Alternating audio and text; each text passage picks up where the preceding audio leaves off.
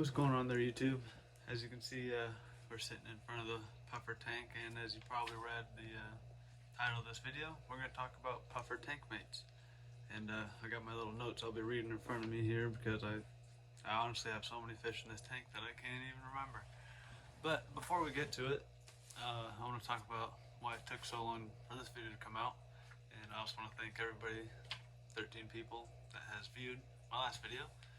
And it's actually a big step from the average 1, 2, or 4 I was getting, so I appreciate that. So if you happen to watch this video, go ahead and like it, please. Help the YouTube algorithm. Gotta get those likes. Subscribe to the channel. That also helps a lot. And then leave some comments if you want. Let me know how my videos are doing, if you're enjoying them, or anything I could do to make them better for you. But after that video, that one was about what was it? The Cory eggs that we got. We've got so many of them. If you're new to this video, go check it out. There was, I don't know, at least 200, maybe 500. I don't know. There's a lot. But my plan was for this weekend to make a video about hopefully having some Corydoras babies. However, every single egg in that tank but 5 got eaten. Couldn't really say who the culprit was. It was probably the Bristlenose or the half-beaks, or it could have even been the bumblebee catfish we have in there. South American bumblebee catfish. Could have been that guy. There could be multiple reasons. But we took the 5 out, put them in a separate container, and as of on Sunday, they should have been hatched. They were not. So unsuccessful again. Also, we had the day after we had that Cory lay eggs, our Hasbrosis Corys in our little 4-gallon laid about, I don't know, 10 eggs, and that was going to be a little surprise if they made it and hatched. We're going to add that to the video, but the pleco ended up eating all those ones, so got no eggs, had to plan a new video, and so now we're here doing the puffer tank mates, or pea puffer tank mates. So let's get to it. In total, me and Katie have 13 different species of fish in this tank. That's not counting the different species of like one species. So say Corys, we got 4 different types of Corys. Kuhlis, we got 2 types. You know, that's not counting that. We got 13 total different species of fish, and it's all working great. So number 1 in this list, you know, has to be the Otocinclus catfish. And now me and Katie based this list off of pretty much our most practical thoughts of what fish helps the tank the most and is easiest to put into the tank. And the Otto is just, you know, one of the best ones, honestly. I mean, half the time I forget that fish is even in the tank. So what better way or what better fish to have with a puffer who actively hunts fish than an Otocinclus catfish. Also, before I get too far with this list, I should also mention that this tank is a 22-gallon puffer tank. When it first started, it was a 5-gallon. So later on in this list, I'm going to get to fish that did not work, and those fish that didn't work was when it was a 5-gallon. You know, everything we've tried since it was a 22 has successfully worked. So that is probably something I should mention. Another thing I should mention is when having pea puffers, because of the fact that they are active hunters, you do want to have a very heavily planted tank. And as you can see, you know, right behind me, this is a very heavily planted tank. You know, the middle is pretty open, and you can see all the fish swimming around in the middle. But then there's plenty of space for little pea puffers to hide, and they hide all day long. You'll see in some of these videos I had to get the GoPro out here to record the puffers because one of them, Daisy, the bigger one, is almost impossible to film. But we'll get back to this list here. So number 1, Otocinclus catfish. I think I have about 3 of them in this tank, and all they do is eat the algae. They do phenomenal. They clean off all the plants. You'll see them resting on all these little plants here and there. Phenomenal fish. Highly recommend them if you're going to put any fish with a puffer. That should probably be one of your first thoughts. Number 2 on this list will be the Bristlenose pleco. We say Bristlenose because they are a smaller one. I have heard in other people's videos that they use other species of plecos, like the clown plecos and other smaller ones, but for me it's got to be the Bristlenose. I mean, they just look good, their bristles are awesome, they also help clean the tank. They do create a very heavy bio load though, so that is one thing you have to watch out for. And again, as you can see in this tank, you know, there's a big bio load, but the plants love it and everything thrives. We got one female and one male. I do want to mention those guys. We are trying to breed in the tank. Not sure if they have yet, but we are trying. So we'll move on to number 3 on this list. We got the Kuhli loaches, and with these guys we do have 2 different species of them. We got the regular, I think they're called reticulated Kuhlis. Then we have these other little guys that are a lot smaller. They are hairband Kuhlis. In my opinion, the hairbands do a lot better and clean up around the tank. I see them eating a lot more of the bio loads and all the plant debris and all that stuff. I would recommend them over the regular ones. The only difference is the hairbands stay smaller and skinnier, but they get longer, and the other guys, they get bigger and fatter and look more like your worm or your tiny eel. So it's mostly on your preference, but both of them also really good in the tank. They just hide around in all these plants, mostly in the Amazon swords. They'll hide out in wood structures, and the puffers don't really get to them very well. So it makes them a really good tank mate. Alright, number 4 on our list, we have the Corydoras catfish, and we'll start from our Panda Cory here. He's probably one of the first ones we put in the tank, and he just thrives. And after him we got the Bandit Cory. I think those 2 have already bred in this tank. Actually no, they didn't breed in the tank until we got the red Venezuelan Cory. Once we got that guy in the tank, then the Panda Cory had babies. So not really sure how that ratio is working, male to female, can't really tell them apart, but these guys have actively bred. We also just recently put our skunk Cory in this tank, and that guy was in the where did he start? He started in the 5 gallon. That was, I think it was the old puffer tank that we kept going as a fish stock tank, and there was some pygmy Corys in it with the skunk Cory. He was kind of like a little leader. Then he went to the 10 gallon Molly tank, then he went to the Hex Guppy tank. So the skunk Cory has moved around, but the skunk Cory is ended his travels here in the puffer community tank. And with those, that makes up all 4 Corydoras we have, and all 4 have done tremendously well. We like every one of them, and a lot of people say that, you know, Corys, you want to get a group of 6 or more because they, you know, they like to swim together. Our 4 have had no problem starting with just when it was 2 of them.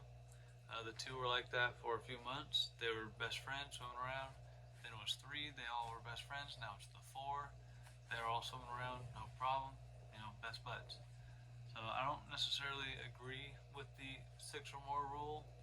However, you kind of have to agree with it because, you know, a lot of more people in the fish hobby have done it more than me. That's just the few that I have owned, you know. But, you know, someday I could hit that wall where I have to get 6 or more. You never know. Next on the list, here at number 5, we got the Amano shrimp. Now, Amano shrimp are really good tank cleaners. They filter the water, they clean up all the plants, they swim through the water eating random stuff that floats around in the water.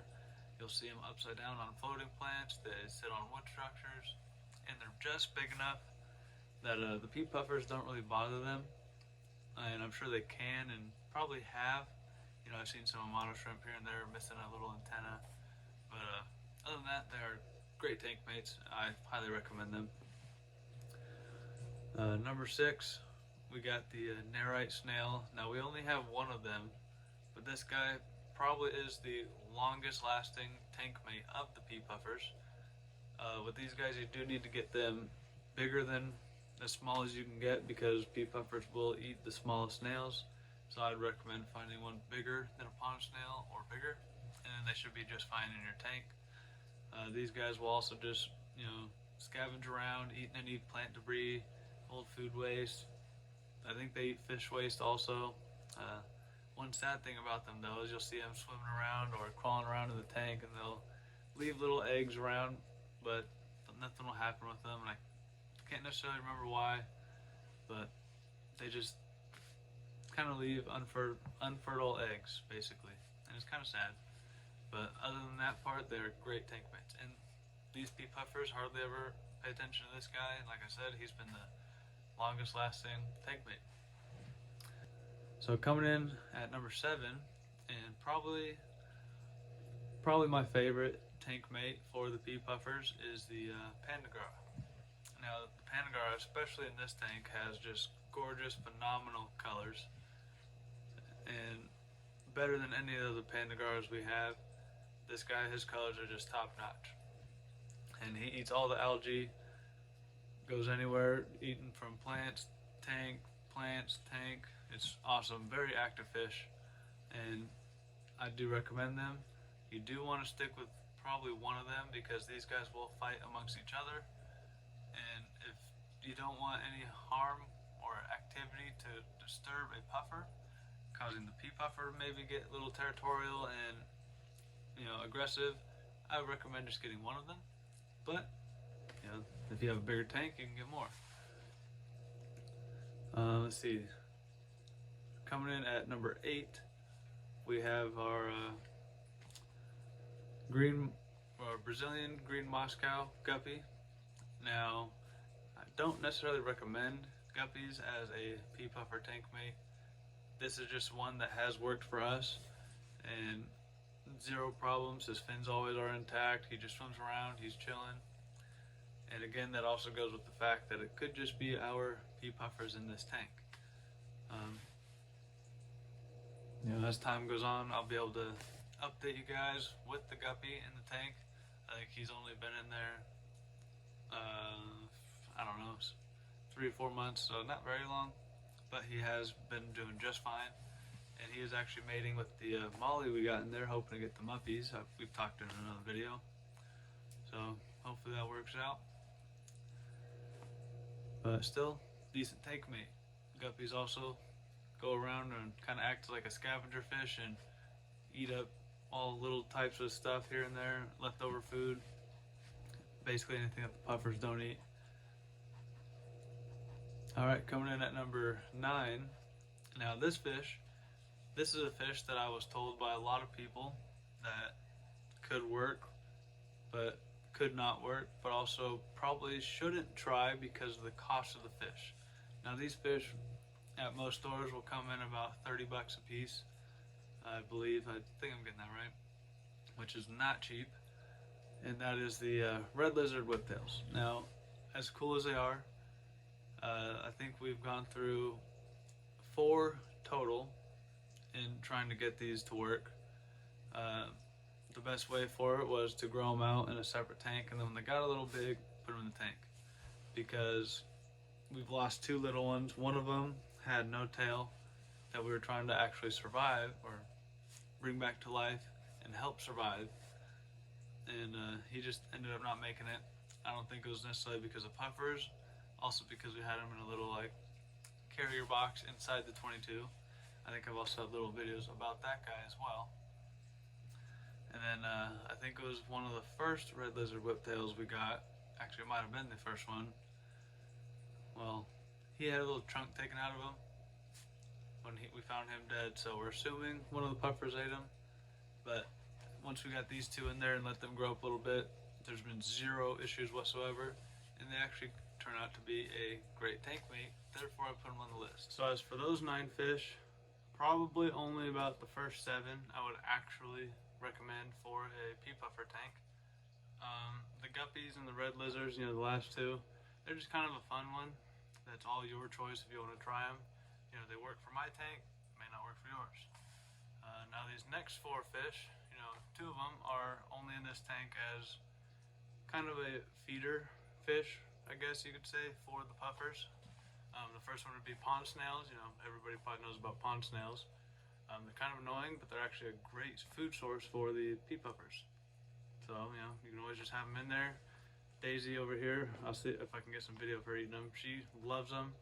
Nippy, you know, the little puffer only really eats bloodworms, so got to do both, right? Another one we put in there, number 2 out of the food category, that's what I'll call it, is ghost shrimp. Now these guys will survive in the tank when they get a certain size and stay pretty big, you know, about ½ inch or bigger. The small ones, they kind of get gobbled up by Daisy or Nippy, not really sure which one, but it happens, it's part of life. They're also really cool little shrimp to have in the tank. I mean, look at these guys, they're just awesome. So for the next 2, to make it the total 13, you know, 14 including the pea puffers, you know, the 14 species. These guys, I put them on another separate category called the, kind of called the swap outs. And the first one on this list is the Siamese algae eaters. I only call these guys swap outs because we get small ones when they get a certain size, which is about 1.5 inches, 2 inches or bigger. We take them out for our bigger tank and they clean up all the big tanks. And then we get another small guy and put him in this tank. The next one would be the Molly. This is just a female Molly. We do plan on taking her out when she does, you know, hit the full-grown size, because if you guys don't know, freshwater Mollies get pretty big and probably too big to be in a pea puffer community tank. So, you know, that's on the swap out list. Not too sure what the plans are for the Molly. You know, once we have her breeding muppies, can't necessarily put her back with all the other Mollies. So, as of right now, this is her tank with the pea puffers. Other than that, not really sure. So now that is officially all 13, you know, species of fish that I have in this community tank here. And this tank was centered around pea puffers. And like I said before, you got to make sure that it's a heavily planted tank. And the fact that this is a 22-gallon, pretty big tank, and there's only 2 pea puffers in there, I think people say it's 1 pea puffer per 5 gallons, and then another pea puffer for every 3 gallons after that. So I mean, if you do the math, I could probably have about 5 or 6 in this tank. I don't necessarily want to push that, being that I have such an awesome community tank. As you guys can see, you know, 14 total species, but 13 separate from the pea puffers. You know, it's kind of cool. So with that being said, plant your tanks, you know, do bigger if you want to do more fish. Highly recommend that. Obviously, you need all your filters, your air pumps, all that biz jazz, you know, that's part of the game, part of the fun, right? So before we end this video, I will talk about a few fish. You know, I already talked about the baby whiptails that didn't work in the tank, but there were 2 other ones we did try back when it was a 5-gallon. Like I talked about, that's when we lost them. We tried dwarf anchor cats. We had 2 of them. Don't really know if it was the pea puffers that were the cause of their death, but we found them in the tank hidden away somewhere. Maybe they're trying to get away from the puffers, or they just got stuck somewhere, not too sure, but they never made it.